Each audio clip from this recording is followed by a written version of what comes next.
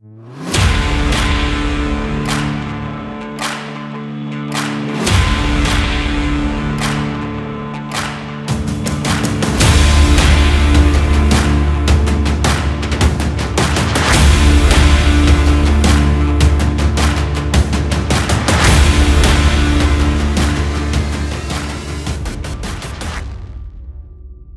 the heart of a bustling city, where the sun rarely shines, and the streets are forever shrouded in a grayish hue, something peculiar happens. Shadows whisper. They don't merely mimic their owners, they have their own voices, secrets, and opinions.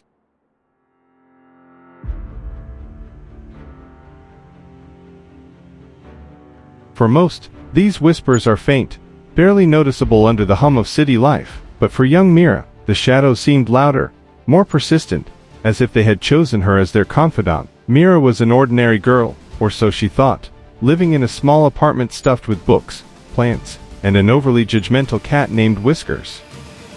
She first noticed the whispers while waiting for her coffee at her favorite corner cafe. "Late again, aren't we?" the shadow murmured from under her feet. She ignored it, assuming it was her overactive imagination. But soon, the whispers grew bolder, following her everywhere like an annoying yet oddly insightful commentator.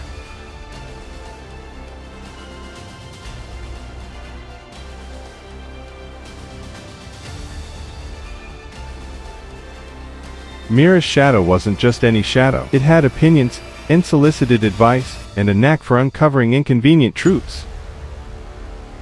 "Do you really think you'll ever finish that novel you keep talking about?" it asked one night as she sat at her desk, staring at a blank page. Mira, shocked by the voice of the shadow, nearly fell out of her chair. The voice of the shadow then told her that it had seen Mira sneaking the second donut earlier in the day. Mira was afraid and thought that the shadows were spying on her. This continued happening every morning. The shadow had a point, though Mira would never admit it. At first, she found its insights annoying, but over time, she started to listen. After all, who else would know her better than her own shadow?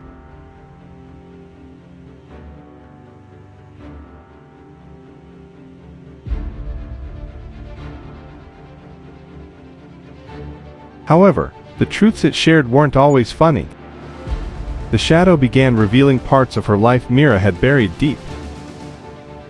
"That friend you ghosted last year, she needed you. She cried for days," the shadow whispered to Mira on one rainy evening.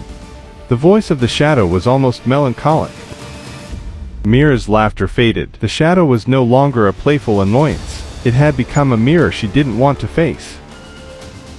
"You've stopped dreaming, Mira," it said one night, its tone unusually soft. "Remember when you wanted to paint the world in colors no one had seen? Now you barely pick up a brush."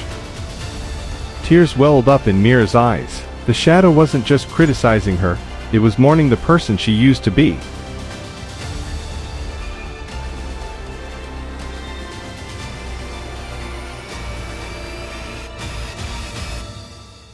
Then, one day, the shadow said something Mira could never have expected. "Would you like to trade places?" it asked. The question hung in the air like a heavy cloud. Trade places. Mira didn't even know what that meant. She hesitated, unsure whether to laugh or cry. The shadow continued, "You've carried this life long enough. Perhaps you'd like to see things from my perspective." Mira froze. Was this a trap, or was it an opportunity?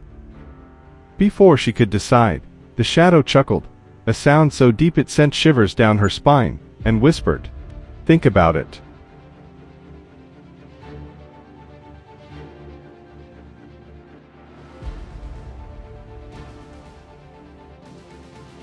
The next morning, Mira woke to an unusual stillness. Her shadow was gone. She waved her hand in the sunlight streaming through her window. No shadow followed. At first, it felt liberating. No more unsolicited advice, no more harsh truths. But as days turned into weeks, Mira felt an emptiness creeping in. The silence was deafening. She missed the shadow's voice. It was annoying, yes, but it had also been her guide, her conscience, her reminder of the person she could be.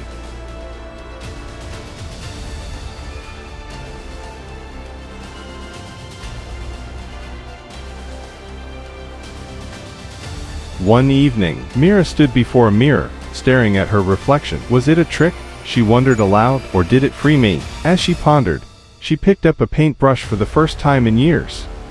The colors flowed effortlessly, vibrant and alive, as if the shadow's words had finally awakened something within her.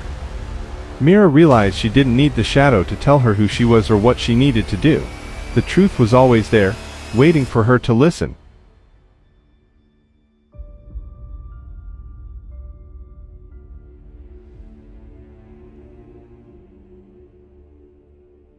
And so, Mira lived her life anew, not as someone weighed down by her shadow's truths, but as someone unafraid to face them. In a city where shadows whispered secrets, Mira learned that the loudest voice she needed to hear was her own. Sometimes, the most important truths come from the parts of ourselves we try to ignore. The question is, are we brave enough to listen? As the sun set over the city, Mira's shadow returned, silent and serene, and for the first time, it simply followed her lead.